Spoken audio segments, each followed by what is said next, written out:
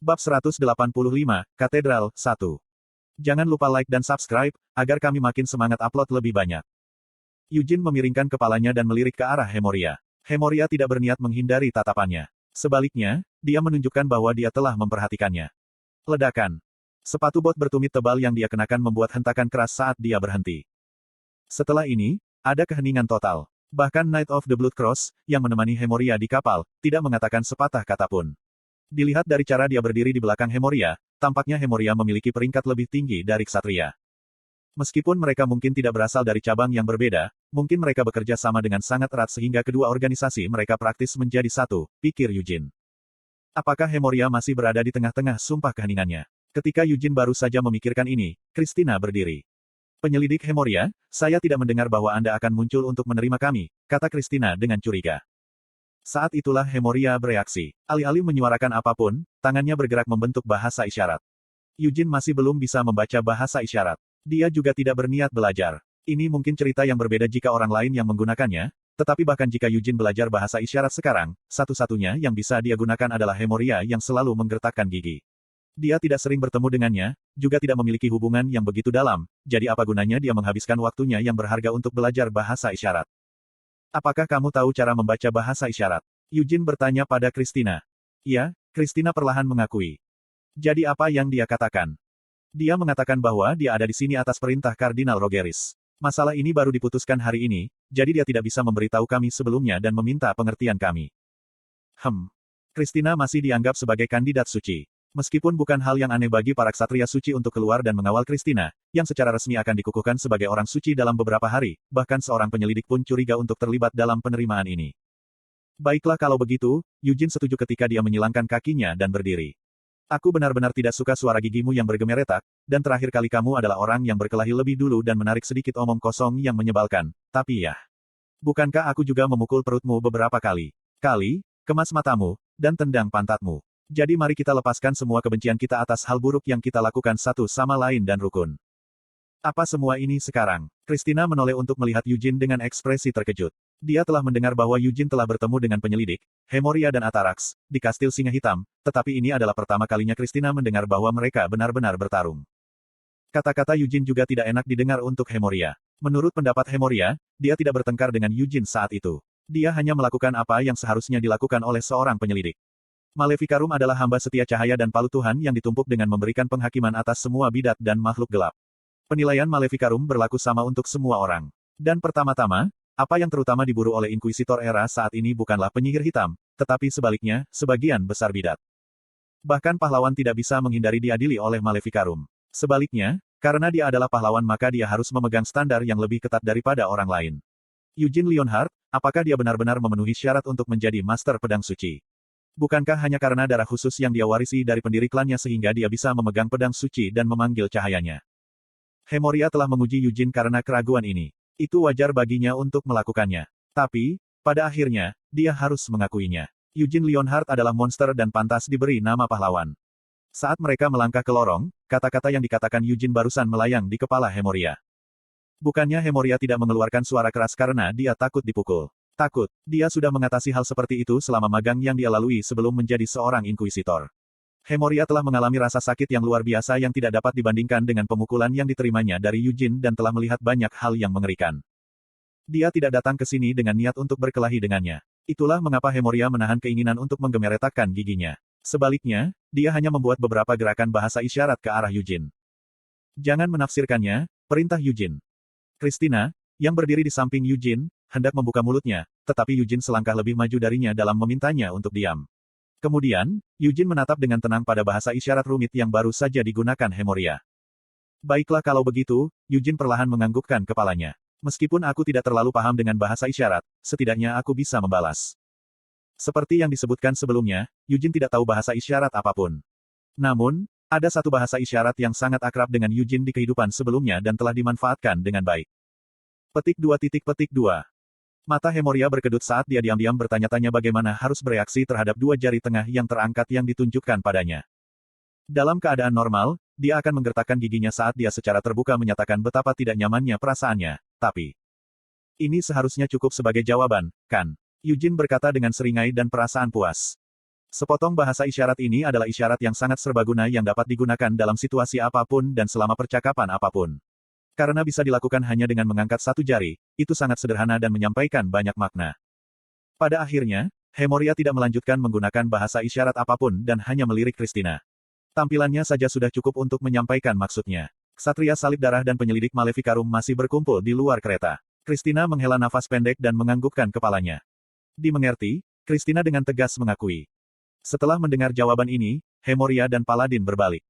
Tuan Eugene, lanjut Christina. Sepertinya aku harus pergi dulu ke sumber cahaya. Bukankah kamu mengatakan bahwa kamu akan pergi besok? Tanya Eugene. Dengan adanya ritual kali ini, sepertinya perlu sedikit persiapan lagi, ujar Christina sebagai dalih. Bukankah lebih baik membuat persiapan dan menyelesaikannya lebih awal daripada menghabiskan waktu dan terlambat? Christina, Eugene memanggil namanya. Jika kamu tidak ingin pergi, kamu tidak harus pergi. Kamu tahu itu kan? Apa yang kamu coba katakan? Christina bertanya dengan sedikit senyum. Saya, yang hanya menjadi kandidat orang suci, akhirnya menjadi orang suci resmi. Setelah saya menerima buktinya, itu akan diumumkan ke dunia, dan saya akan bisa mendapatkan pengakuan semua orang sebagai orang suci. Satu-satunya hal yang harus saya rasakan saat ini adalah sedikit tekanan. Saya tidak pernah sekalipun berpikir saya tidak ingin melakukan ini. Sambil mengatakan ini, Christina mengambil langkah pertama dan melewati Eugene. Eugene menatap punggung Christina saat dia berjalan di depannya. Apakah bahunya gemetar atau tinjunya terkepal? Dia tidak bisa melihat tanda-tanda ini. Tulang punggung Christina tampak kokoh. Atau setidaknya, begitulah kelihatannya. Kalian pasti lelah setelah menempuh perjalanan sejauh ini, sebuah suara terdengar begitu mereka turun dari kereta. Itu adalah suara yang diingat Eugene. Salah satu inkuisitor dari Maleficarum, Guru Hemoria, Atarax, melepas sakonya dan mendekati Eugene dan Christina. Atarax melanjutkan, saya tidak yakin apakah murid saya dapat menyampaikan cerita lengkapnya dengan jelas. Jika Anda benar-benar ingin memperjelas cerita lengkapnya, Anda seharusnya tidak mengirim seseorang yang tidak dapat berbicara dan hanya dapat berkomunikasi dalam bahasa isyarat, keluh Eugene. Ah, iya, itu benar. Permintaan maaf saya. Saya hanya mempertimbangkan fakta bahwa kandidat suci Christina dikenal ahli dalam bahasa isyarat, Atarax mengakui dengan menundukkan kepalanya. Kalau begitu izinkan saya untuk memberitahu Anda tentang situasinya sekali lagi. Kandidat Santo Christina, Anda akan dikawal oleh Ksatria Salib Darah dan Maleficarum ke sumber cahaya. Adapun Anda, Sir Eugene Leonhardt, Anda akan menemani Hemoria dan saya ke Katedral Tresia. Apakah ada alasan aku tidak bisa pergi ke sumber cahaya? Tuntut Eugene. Atarax ragu-ragu, formalitas dan tradisi adalah alasan utamanya. Tuan Eugene, karena Anda adalah anggota Leonhardt, Anda seharusnya bisa menerimanya. Tapi aku khawatir aku tidak benar-benar ingin menerima ini, Eugene menggelengkan kepalanya. Sejak aku masih muda, aku selalu berpikir bahwa tradisi klan Leonhardt adalah sampah. Haha, Atarax tertawa dan meletakkan kembali sako di atas kepalanya. Tidak ada artinya mengatakan apa-apa lagi. Selama garis telah ditarik berdasarkan formalitas dan tradisi, tidak ada ruang bagi Eugene, orang luar, untuk ikut campur. Pihak lainnya adalah Kerajaan Suci, yang telah mempertahankan status seperti itu untuk waktu yang sangat lama. Izinkan kami untuk mengawal Anda, Atarax meminta. Ksatria Salib Darah mendekati Christina. Christina segera pergi dengan Knights of the Blood Cross tanpa menoleh untuk melihat Eugene. Eugene tidak bisa mengalihkan pandangannya dari pemandangan punggungnya yang surut. Semua ksatria bergerak sebagai satu kesatuan. Meskipun ada 20 dari mereka di sini, suara langkah kaki mereka tidak tersebar sama sekali. Ksatria Salib Darah Yuras adalah ordo ksatria yang selalu diangkat setiap kali membahas siapa ksatria terbaik di benua ini. Meskipun tidak ada tentara salib, komandan dari ordo ksatria mereka, yang muncul, gerakan cepat dari Ksatria Salib Darah mengungkapkan kebangsawanan dan ketabahan yang berbeda dari yang ditunjukkan oleh Ksatria Naga Putih Kil. Inkuisitor Maleficarum bercampur ke dalam kelompok dengan membentuk lingkaran yang mengelilinginya. Rombongan yang terbentuk dari ini benar-benar menyembunyikan penampilan Christina. Apakah kita akan pergi juga? Atarax bertanya sambil tersenyum. Sebuah gerbong sedang menunggu Eugene di luar stasiun, dan melewati gerbong, dia bisa melihat sebuah kota yang sangat terang sehingga sulit dipercaya bahwa ini sudah malam hari. Seolah-olah mereka ingin membuktikan bahwa itu benar-benar paroki yang diperintah oleh seorang kardinal, patung-patung religius berdiri di dalam stasiun, di alun-alun di depan stasiun, dan di seluruh kota. Bahkan dari kejauhan, kemegahan dan keindahan Katedral Tresia dapat dilihat. Eugene menatap salib tinggi di atap katedral dan menara yang mengelilinginya. Itu lebih mirip kastil daripada katedral. Apakah kita langsung menuju ke katedral? Tanya Eugene. Apakah ada tempat yang ingin kamu singgahi dulu? Atarax, yang duduk di hadapannya, balik bertanya. Eugene, Mer, dan Atarax adalah satu-satunya yang berada di dalam gerbong. Hemoria sedang duduk di luar di kotak pelatih. Yah, ini pertama kalinya aku di Yuras. Bisakah Anda merekomendasikan beberapa tempat wisata di kota ini? Permintaan Eugene. Saya khawatir saya bingung tempat mana yang harus saya rekomendasikan kepada Anda, Sir Eugene, karena Anda bukan pengikut cahaya, Atarax mengakui dengan malu. Itu benar. Mengapa Anda tidak mengambil kesempatan ini untuk berpindah ke gereja cahaya? Aku khawatir aku harus menolak. Bukankah aneh jika pahlawan tidak memiliki kepercayaan agama? Konten iklan. Sayangnya, kerajaan Kil tempat saya tinggal telah menjamin hak kami atas kebebasan beragama. Jika nenek moyang kita mendirikan klannya di Yuras, aku mungkin juga menyembah Dewa Cahaya, tapi... Mengalihkan pandangannya dari jendela, Eugene melanjutkan, tolong jangan salah paham. Bahkan jika memang begitu, bukan berarti aku merasa tidak hormat terhadap Dewa Cahaya. Mendengar kata-kata ini, Mer, yang duduk di sampingnya, berganti-ganti antara memandang Eugene dan Atarax. Dia khawatir akan terjadi insiden kekerasan. Atarax akhirnya pulih, iman tidak selalu harus diungkapkan secara lahiriah. Selama Anda membaca kitab suci, berdoa, dan menyembah Tuhan, segala sesuatu selain itu hanyalah perpanjangan dari iman. Sir Eugene, jika Anda mengenali keberadaan Tuhan di dalam hati Anda dan dapat percaya kepadanya tanpa keraguan, itu saja sudah merupakan pertunjukan kecil dari iman. Aku tidak datang ke sini untuk mendengar hal-hal seperti itu, kata Eugene dengan jelas, tidak berniat menjaga sikap ambigu. Terpaksa mendengarkan ceramah tentang iman dan hal-hal semacam itu hanya akan melelahkan dan menjengkelkan. Para pengikut cahaya selalu ulet dan gigih, bahkan 300 tahun yang lalu, dan mereka keras kepala dalam penalaran mereka. Jika satu-satunya tujuan wisata yang dapat Anda rekomendasikan kepada saya terkait dengan agama Anda, maka lanjutkan saja. Sejujurnya, saya lebih suka tinggal di penginapan di salah satu jalan ini daripada tinggal di katedral yang indah itu, aku Eugene. Dengan itu, percakapan mereka terputus. Atarax tidak memiliki keinginan untuk memaksa Eugene membagikan imannya. Perintah yang diberikan kepada Atarax dan Hemoria hanyalah membawa Eugene menemui Kardinal Rogeris di Katedral Tresia. Setelah itu, keduanya akan segera menuju ke sumber cahaya dan bergabung dengan pasukan yang ditempatkan di sana. Pikiran tidak nyaman mengalir di benak Eugene. Dia benci situasi seperti ini. Bukan hanya situasinya juga, kerajaan suci sudah menjadi tempat yang sombong dan mencurigakan, bahkan 300 tahun yang lalu. Di masa lalunya, Hamel tidak pernah terlibat langsung dengan kerajaan suci, tetapi situasinya di kehidupan ini berbeda. Itu semua karena pedang suci terkutuk ini dan gelar pahlawan. Ekspresi Eugene berubah menjadi cemberut saat dia memikirkan pedang suci yang masih berada di dalam jubahnya. Tidak, mungkin itu akan berguna. Fountain of Light dirahasiakan dari publik. Namun, Eugene sekarang mengetahui bahwa sumber cahaya ada di suatu tempat di dalam paroki Tresia, dan dia juga tahu bahwa Anise harus dibaptis secara berkala di sumber cahaya 300 tahun yang lalu. Katedral Tresia adalah sebuah bangunan kuno yang telah berdiri di sini 300 tahun yang lalu. Mungkin ada beberapa barang yang berhubungan dengan Anise yang disimpan di sini. Jika dia berhasil menemukan beberapa, dia mungkin bisa mempelajari sesuatu tentang Anise dengan menggunakan mantra drakonik Akasha. Eugene telah menguji mantra drakonik pada pedang suci. Tapi itu tidak benar-benar berhasil. Sementara pedang cahaya bulan memproyeksikan kesuraman yang menyelimuti dan mengguncang kesadarannya, pedang suci hanya memancarkan cahaya yang menyilaukan. Dia tidak merasakan kesusahan seperti pikirannya runtuh seperti ketika dia menguji mantra pada pedang cahaya bulan, juga tidak ada seseorang seperti Raja Iblis Penahanan yang mengganggu persepsinya. Satu-satunya hasil adalah matanya dibutakan. Bahkan setelah Eugene mempertahankan mantra itu selama beberapa waktu, perasaan yang dia dapatkan darinya tidak berubah. Eugene berharap dia bisa melihat surga yang selalu dibicarakan Anise, atau Dewa Cahaya, atau mungkin bahkan Vermont. Jika bukan itu, maka dia berpikir bahwa itu mungkin menunjukkan proyeksi dari gudang harta karun klan Leonhardt, yang telah disimpan selama ratusan tahun, atau bagian dalam Vatikan, yang dikatakan telah disimpan sebelumnya. Tapi semua yang pedang suci tunjukkan pada Eugene adalah cahaya terang. Sejujurnya, Eugene kecewa tetapi berpikir itu tidak bisa dihindari. Cahaya yang dia lihat pada saat itu begitu terang sehingga tidak ada setitik pun kegelapan di sekitarnya, dan bahkan Eugene, yang tidak memiliki sedikit pun keyakinan, dapat merasakan bahwa ada sesuatu yang sakral tentangnya. Sekarang mereka tiba di Katedral Tresia. Tempat ini juga dipenuhi cahaya, meniru Tuhan yang mereka sembah. Bagian tengah-tengahnya lebar dan megah. Dinding depan ditutupi dengan indah dengan sepotong kaca yang sangat indah, dan cahaya putih yang bersinar melalui dinding jatuh ke lantai seperti pilar cahaya yang besar. Salib putih digantung tinggi di dinding kaca tempat cahaya masuk. Pancaran salib putih tidak hilang bahkan di tengah cahaya terang. Itu bukan hanya salib. Sedikit di bawahnya ada berbagai bentuk yang tidak hilang dalam cahaya atau menimbulkan bayangan. Ada malaikat yang melebarkan sayapnya, bernyanyi dan menari, lalu di bawah mereka ada orang suci yang menumbuhkan sayap dan naik sebagai malaikat sementara para penyembah berdoa di bawah. Eugene menatap pilar cahaya selama beberapa saat. Jika dia adalah seorang mukmin yang tulus, dia mungkin akan merasakan emosi yang meluap-luap saat melihat cahaya ini dan penggambaran orang-orang beriman yang menjadi orang suci dan orang suci yang berubah menjadi malaikat. Eugene tidak merasa senang dengan permainan ini, tetapi dia merasa itu akan sangat efektif untuk merayu seseorang yang sudah menjadi orang percaya. Kamu tidak terlihat seperti seseorang yang telah menemukan imannya, sebuah suara terdengar dari belakang Eugene. Eugene merasa sedikit terkejut mendengar suara ini. Indranya cukup tajam, dan tidak ada alasan bagi mereka untuk menjadi tumpul. Katedral ini cukup besar untuk dimasuki ratusan orang, tetapi Eugene percaya bahwa dialah satu-satunya yang ada di sana saat ini. Artinya, Eugene percaya ini sampai dia mendengar suara itu. Setelah menenangkan diri dari keterkejutannya, Eugene berbalik.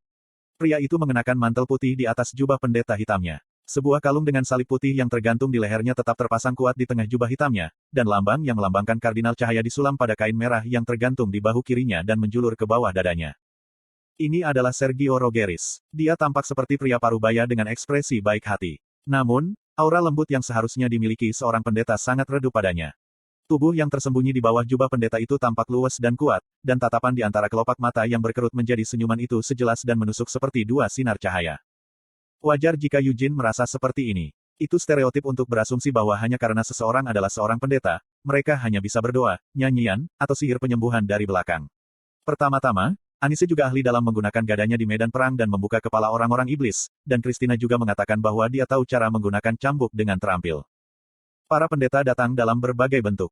Meskipun dia mungkin tidak ditahbiskan sebagai paladin, Sergio Rogeris, khususnya, pernah menjadi inkuisitor berpangkat tinggi dari Inkuisisi Cabang Maleficarum sebelum menjadi kardinal.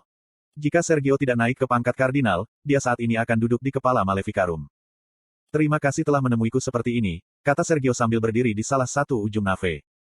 Namun, Eugene dapat mendengar suaranya sejelas jika Sergio berbicara tepat di sebelahnya. Sebagai Kardinal Yuras, dia harus memiliki salah satu kasus kekuatan suci terkuat di antara semua pendeta kekaisaran yang tak terhitung jumlahnya. Selain itu, jika dikatakan bahwa dia bisa menjadi kepala inkuisisi berikutnya, itu berarti dia juga harus terbiasa dengan pertempuran. Dan dia juga harus terbiasa dengan segala macam urusan kotor, Eugene mengingatkan dirinya sendiri. Wajah Sergio ditutupi oleh senyuman yang baik hati, tetapi mengesampingkan itu, masa lalu Sergio meninggalkan kesan yang tidak terlalu bagus bagi Eugene. Untuk ritual terbaru ini, tidak hanya para paladin tetapi bahkan para penyelidik telah dikerahkan.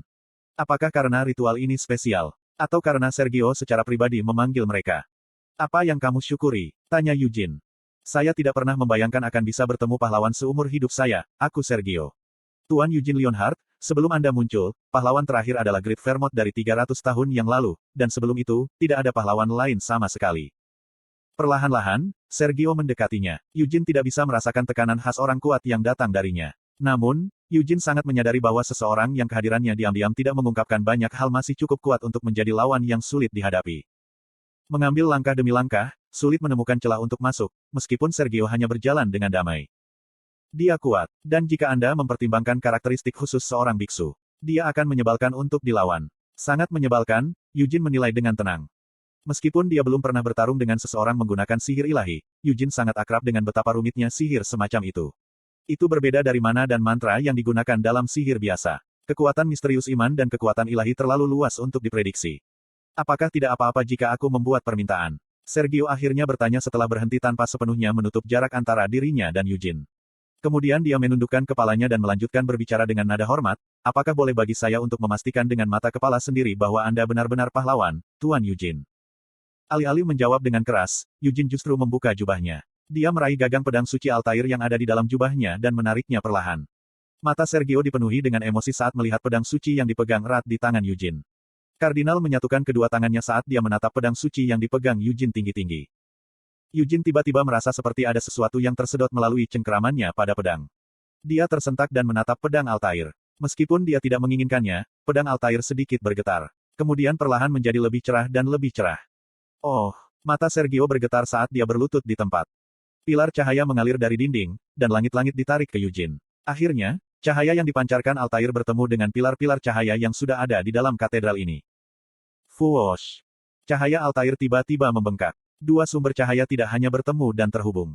Altair menjadi sumber baru pilar cahaya. Pencahayaan yang mengalir turun dari dinding dan langit-langit diserap dan kemudian dihamburkan berkeping-keping oleh cahaya Altair. Dengan itu, badai cahaya berkecamuk di dalam katedral. Kain merah yang menutupi bahu Sergio berkibar dalam gelombang cahaya. Tanpa menutup matanya, dia menyaksikan Eugene berdiri di tengah-tengah cahaya yang mengamuk, pedang suci di tangannya. Eugene tidak bisa melihat Sergio. Cahaya yang mengelilingi dan tersebar darinya begitu terang dan intens sehingga dia bahkan tidak bisa melihat tubuhnya sendiri, apalagi sosok Sergio. Di tengah cahaya ini, Eugene mendeteksi aroma darah yang tidak bisa dijelaskan. Dia melihat punggung seorang gadis muda yang masih belum dewasa. Adas manis. Saat nama itu muncul di kepala Eugene, dia maju selangkah. Pada saat itu, cahaya memudar. Bau darah, serta gadis itu, juga menghilang. Eugene berdiri di sana dengan hampa sesaat sebelum menurunkan pedang suci. Petik 2. Ya Tuhan, terima kasih atas keajaiban ini. Sergio berdoa kepada Tuhannya, masih berlutut. Tidak dapat berkata apa-apa, Eugene hanya menatap bilah pedang suci. Getaran pisau telah berhenti. Itu juga tidak memancarkan cahaya lagi. Bahkan pilar cahaya yang telah ditarik ke Eugene kini telah kembali ke tempat asalnya. Sebuah keajaiban. Bau darah. Punggung yang terluka itu. Sesuatu seperti ini. Eugene pasti tidak bisa menerima bahwa apa yang baru saja dilihatnya adalah keajaiban.